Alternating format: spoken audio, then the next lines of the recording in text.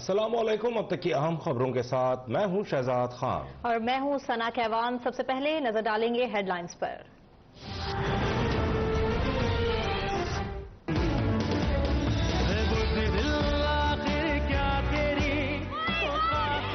کشمیری نہ جھکے ہیں اور نہ جھکیں گے۔ We will fight until our last breath for our independence۔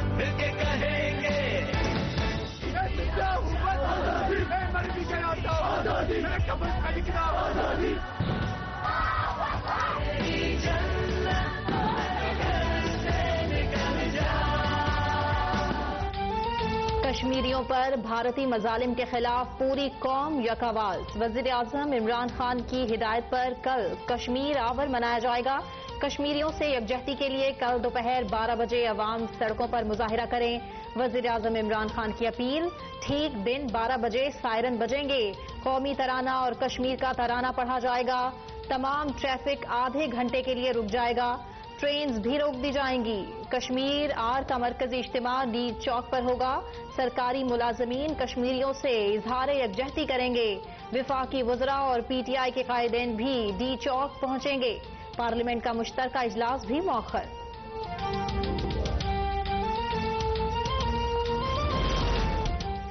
مقبوضہ کشمیر کا جغرافیہ بدلنا جنیوا کنونشن کے تحت جنگی جرم ہے۔ کشمیری عوام کو مضبوط پیغام جانا چاہیے کہ پاکستانی آپ کے ساتھ ڈٹ کر کھڑے ہیں۔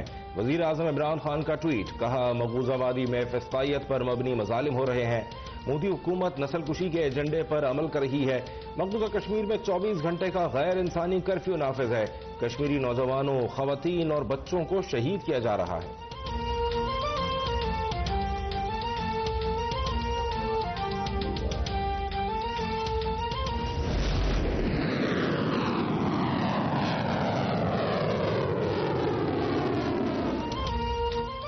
دشمن کی جارحیت کے خلاف دفاع کے لیے غزنوی میزائل تیار۔ 290 کلومیٹر تک ایٹمی اور روایتی وار ہیڈ لے جانے والے میزائل کا گزشتہ شب کامیاب تجربہ۔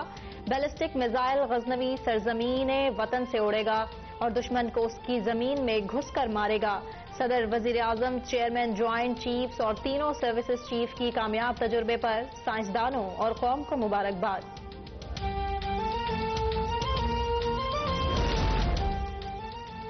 Army chief general Qamar Javed Bajwa کا فارمیشن اسٹرائک کور کا دورہ، کہا جنگ میں اسٹرائک کور کا کردار اہم اور فیصلہ کن ہوتا ہے۔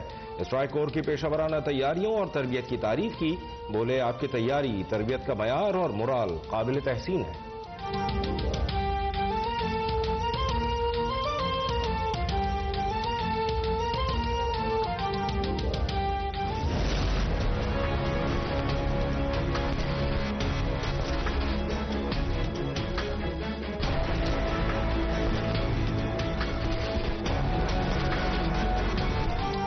مقبوضہ کشمیر میں قتل عام کی گھناؤنی سازش۔ ہندو دہشت گرد تنظیم آر ایس ایس کے 3000 تربیت یافتہ مسلح غنڈوں کے مقبوضہ وادی میں ڈیرے۔ کرفیو 25ویں روز بھی جاری۔ کشمیری فاقہ کشی پر مجبور۔ اسکولوں، ہسپتالوں پر تالے لگ گئے۔ ادویات ختم، کاروبار تباہ، ہزاروں افراد بے روزگار۔ سی این این نے بھی مقبوضہ وادی کی بھیانک تصویر دکھا دی، کہا نہتے کشمیری شہری بھارتی فوج کی پیلٹ گنوں کا مقابلہ بے خوفی سے کر رہے ہیں۔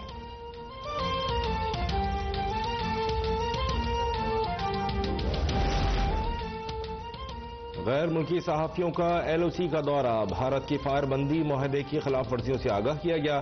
بھارتی فوج کی جانب سے آبادی کو نشانہ بنانے پر بریفنگ۔ عالمی صحافتی اداروں کے نمائندوں نے مقامی افراد سے بات چیت بھی کی۔ D G I S P R کا کہنا ہے مقبوضہ کشمیر میں لاک ڈاؤن اور کرفیو سے بھارتی فوج کے مظالم کو چھپایا جا رہا ہے۔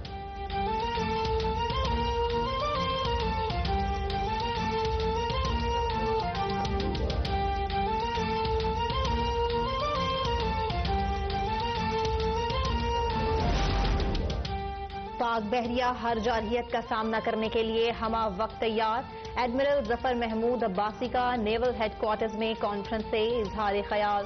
آپریشنل تیاریوں، ترقیاتی منصوبوں اور سیکیورٹی صورتحال کا جائزہ لیا۔ امیر البحر کا پاک بحریہ کی آپریشنل تیاریوں پر اظہار اطمینان۔ ایڈمرل ظفر محمود عباسی کا کشمیریوں سے مکمل یکجہتی کا بھی اظہار۔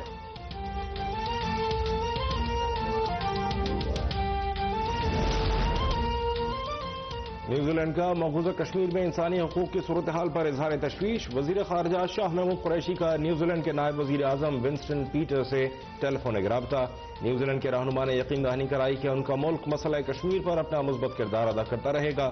وزیر خارجہ کی سری لنکن ہم منصب تلک ماراپانا سے بھی بات چیت. مقبوضہ کشمیر کی سلگتی صورتحال سے آگاہ کیا.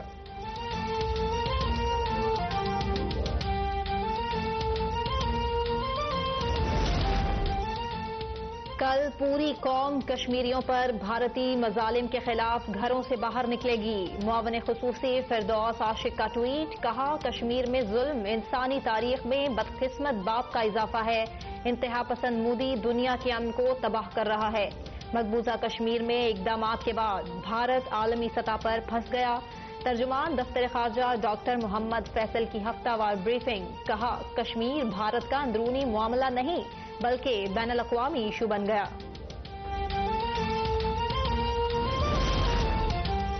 جنگ کے خواہش مند نہیں لیکن جنگ ہوئی تو بھارت کو نیست و نابود کر دیں گے. وزیر ریلوے شیخ رشید کی میڈیا سے گفتگو.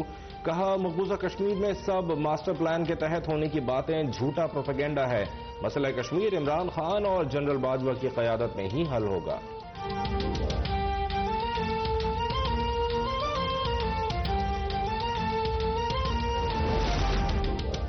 سینٹ خصوصی کمیٹی کا مقبوضہ کشمیر کی صورتحال پر اجلاس. کنوینر بیرسٹر محمد علی سیف نے کہا کشمیر کے مسئلے پر قراردادوں سے آگے بڑھ کر کردار ادا کرنے کی ضرورت ہے. سینیٹر سراج الحق بولے آزاد کشمیر کی حکومت کو کردار دینا ہوگا. کشمیر کی قانون ساز اسمبلی کو مقبوضہ کشمیر کی اسمبلی بھی ڈکلیئر کیا جائے. مشال ملک بولی پاکستانیوں پر کشمیریوں کی مدد کرنا فرض ہے. ہمیں بہت پہلے عالمی عدالت سے رجوع کر لینا چاہیے تھا.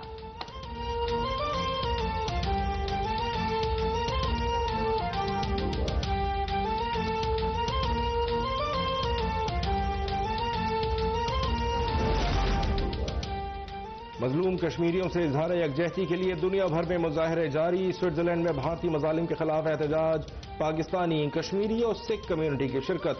سکھ مظاہرین نے خالصتان کی حمایت میں بھی نعرے لگائے.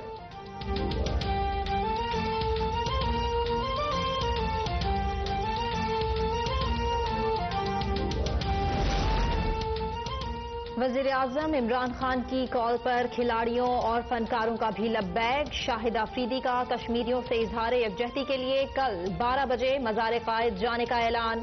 گلوکار شہزاد رائے بھی کل کشمیریوں سے یکجہتی کا اظہار کریں گے. کہتے ہیں جلد لائن آف کنٹرول کا دورہ کروں گا.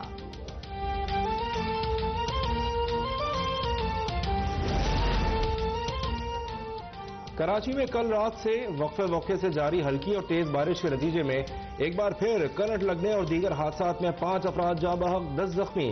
نشیبی علاقے اور سڑکیں زیر آب. شہر میں آج رات اور کل دن میں شدید بارشوں کی پیش گوئی.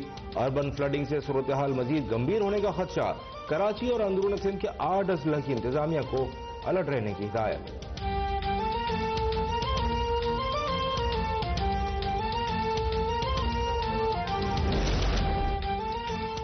بارش نے کراچی میں بجلی کا بوسیدہ نظام پھر بے نقاب کر دیا. کئی علاقوں میں پی ایم ٹیز دھماکے سے پھٹ گئے. مختلف علاقے کئی گھنٹے سے بجلی سے محروم. شہریوں کو سخت مشکلات. پپری پمپنگ سٹیشن پر بجلی کا بریک ڈاؤن. شہر میں پانی کا بحران مزید سنگین ہونے کا خدشہ.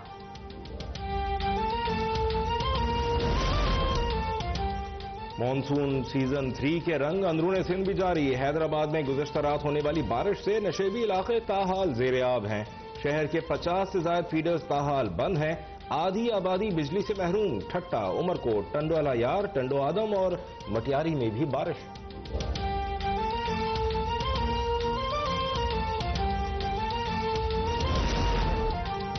پروجیکٹ ڈائریکٹر گاربیج سید مصطفیٰ کمال کی معطلی کا معاملہ. سندھ ہائی کورٹ نے مصطفیٰ کمال کی بحالی کی درخواست مسترد کر دی.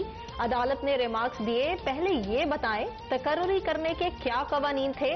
جب تقرری ضابطے کے تحت نہیں ہوئی تو معطلی کے خلاف کیسے آ سکتے ہیں.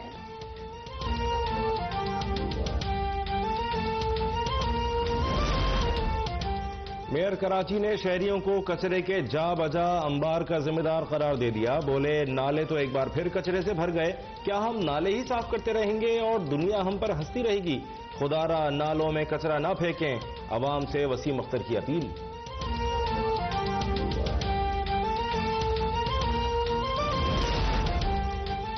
گجر نالا صاف کرنے کا کارنامہ, وفاقی وزیر بحری امور علی زیدی نے صفائی کے بعد کی ویڈیو جاری کر دی. کہا گجر نالے کی صفائی جھوٹا پروپیگنڈا کرنے والوں کو چپ کرانے کے لیے کافی ہے.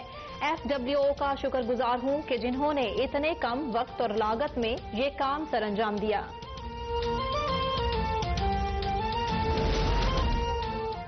وفاقی حکومت نے کراچی کے لیے 95 ارب روپے کے 2 منصوبوں کا اعلان کر دیا. ایکنک اجلاس کے بعد عبدالحفیظ شیخ کی میڈیا بریفنگ. کہا نمائش سے لے کر ملیر تک گرین لائن منصوبہ شروع کیا جائے گا. زرعی شعبے کے لیے 8 ارب روپے کے منصوبے منظور. بولے ٹیکس آمدن شروع سے نیچے گر رہی ہے, اب بھی ویسی ہی حالت ہے.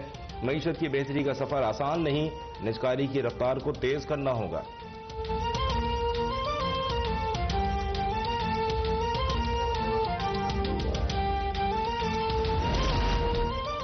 حکومت بتائے 1 سال میں حکومتی اخراجات میں 1100 ارب کدھر سے خرچ ہوئے.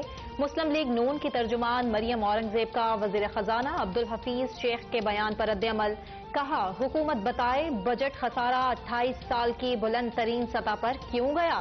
بولے حکومت صرف یہ بتا دے کہ حکومت کا جامع معاشی پلان کیا ہے اور کہاں ہے. پاکستان اسٹاک مارکیٹ میں کاروباری ہفتے کے چوتھے روز بھی منفی رجحان برقرار. 100 انڈیکس میں 478 پوائنٹس کی کمی, مارکیٹ 30,158 کی سطح پر بند. سونے کی قیمت میں 200 روپے کی کمی, فی تولہ سونا 89,900 روپے پر آ گیا.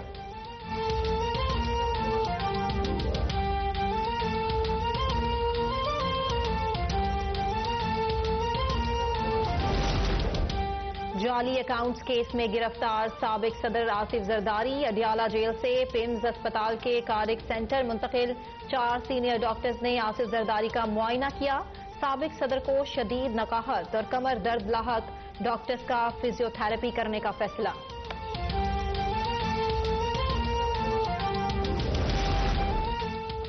LNG ٹرمنل ریفرنس کیس, سابق وزیر اعظم شاہد خاقان عباسی کے جسمانی ریمانڈ میں مزید 14 روز کی توسیع. شاہد خاقان عباسی کا ایک بار پھر جسمانی ریمانڈ کی مخالفت سے انکار. کہا بتا چکا ہوں کہ کوئی جرم ہی نہیں کیا, ان کو ریمانڈ لینے دیں. میڈیا سے گفتگو میں کہا نیب کو ابھی تک پتا نہیں کہ میرا جرم کیا ہے, جب نیب کو پتا چلے گا کہ میرا جرم کیا ہے مجھے چھوڑ دیں گے.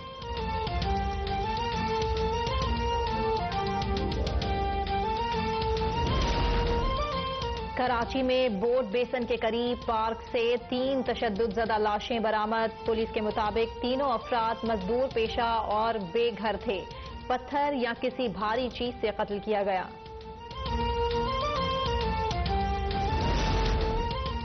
پاکستان کوسٹ گارڈز کے بلوچستان کے مختلف علاقوں میں چھاپے, 20 کلو ہیروئن اور شراب برآمد. 3 تارکین وطن گرفتار. ANF کی کراچی میں چائنا پورٹ پر کارروائی, کنٹینر سے بھاری مقدار میں افیون برآمد. 2 ملزمان کو گرفتار کر لیا گیا. راولپنڈی پولیس کی شراب نوشوں کے خلاف بڑی کارروائی, شراب کی 150 بوتلیں برآمد. 2 ملزمان گرفتار.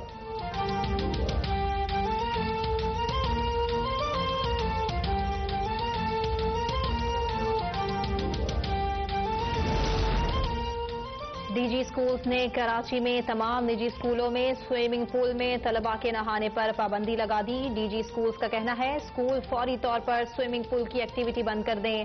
بولے سوئمنگ پول اور انسٹرکٹر کے حوالے سے سہولتیں اطمینان بخش ہوئیں تو اسکول کو اجازت دی جا سکتی ہے.